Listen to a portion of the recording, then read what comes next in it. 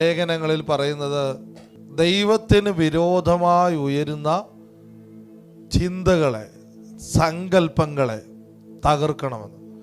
ഈ വിശ്വാസത്തിന് ഭയങ്കര എതിരായ സങ്കല്പങ്ങൾ, കോട്ടകൾ നമുക്ക് മുമ്പിൽ നമ്മുടെ മൈൻഡിൽ സെറ്റ് ചെയ്യുക എന്നതാണ് പിശാചിൻ്റെ ഏറ്റവും വലിയ തന്ത്രം. എത്രത്തോളം ഈ കോട്ടകളെ ഒരാൾക്ക് ഇടിക്കാൻ കഴിയുമോ അത്രത്തോളം ആ വ്യക്തി അത്ഭുതമായിക്കൊണ്ടേയിരിക്കും. കാരണം എൻ്റെ മൈൻഡ് നെഗറ്റീവ് പറഞ്ഞുകൊണ്ടേയിരിക്കും, അത് സംഭവിക്കത്തില്ലെന്ന് സന്ദേശം തന്നുകൊണ്ടേയിരിക്കും. കാര്യം ഇത് രണ്ട് ലോകങ്ങൾ തമ്മിലുള്ള യുദ്ധമാണ്. പൗലോസ് അപ്പോസ്തലൻ പറയുകയാണ്, ഞങ്ങൾ യാത്ര ചെയ്യുന്നത് കാണുന്ന ലോകത്തെ വിശ്വസിച്ച് പോകുന്നവരല്ല, ഞാൻ വിശ്വാസത്താ സഞ്ചരിക്കുന്നവരാണ്. കാണുന്ന ലോകം നമ്മളോട് പറയുന്നത് സാഹചര്യമാണ്. ഈ സാഹചര്യങ്ങളെല്ലാം കള്ളത്തരമാണ്. സാഹചര്യമുണ്ട്, സത്യമുണ്ട്. എന്തിൻ്റെ കൂടെ നാം നിൽക്കുവോ അതുപോലെ ആയിത്തീരത്തുള്ളൂ.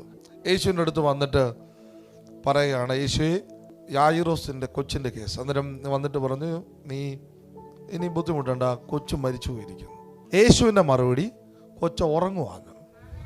സാഹചര്യം പറയുന്നു കൊച്ച് മരിച്ചെന്ന്, സത്യം പറയുന്നു കൊച്ച് ഉറങ്ങുവാന്ന്. ഇതിൻ്റെ ഏത് ഭാഗത്ത് നമ്മൾ സ്റ്റാൻഡ് ചെയ്യും എന്ന് വെച്ചാൽ, സൃഷ്ടിപ്പിൽ ഉപയോഗിച്ച അതേ സാധനം, ഭൂമിയെ ഉണ്ടാക്കാൻ ഉപയോഗിച്ച അതേ മെറ്റീരിയലാണ് എൻ്റെ വ്യക്തിപരമായ കാര്യത്തിലും വചനത്താൽ അത് കറങ്ങിത്തിരിഞ്ഞ് വിശ്വാസമായി അത്ഭുതമായി എനിക്ക് വേണ്ടി വരുന്നത്. ലാസറിൻ്റെ വീട്ടിൽ മരിച്ച് നാറ്റം വെച്ച് 4-ാമത്തെ ദിവസമായിരിക്കുകയാണ്. സാഹചര്യം പറഞ്ഞു ചീഞ്ഞ് നാറുന്ന സ്മെല്ലടിക്കുന്നു. സത്യം പറയുന്നു അടുത്ത മിനിറ്റുകൾക്കകത്ത് അതിനകത്തുനിന്ന് അവൻ പുറത്തു വരാൻ പോകും.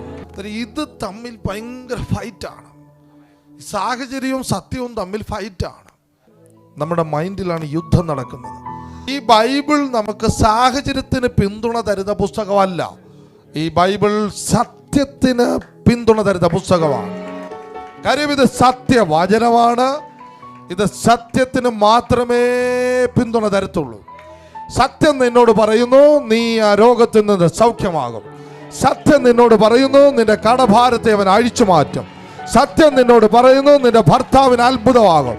എവിടെ നിൽക്കും എന്നതാണ് ഇവിടുത്തെ വിഷയം. എവിടെ നീ സ്റ്റാൻഡ് ചെയ്യുമോ അവിടാണ് അത്ഭുതം സംഭവിക്കുന്നത്.